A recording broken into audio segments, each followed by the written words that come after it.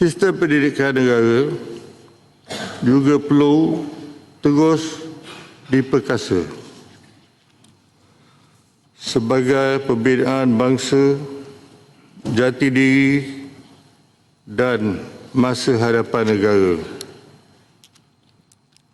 Jika nak buat sistem pendidikan yang baru, ianya mesti dibuat selari dengan dasar pendidikan kebangsaan. Dan bahasa Melayu mesti menjadi bahasa utama kerana ianya adalah bahasa kebangsaan.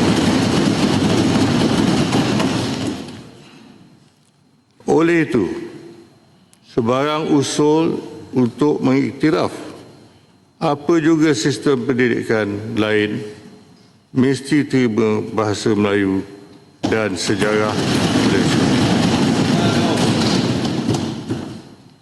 Kalau ada yang tidak terima bahasa Melayu, lebih baik jangan duduk di Malaysia.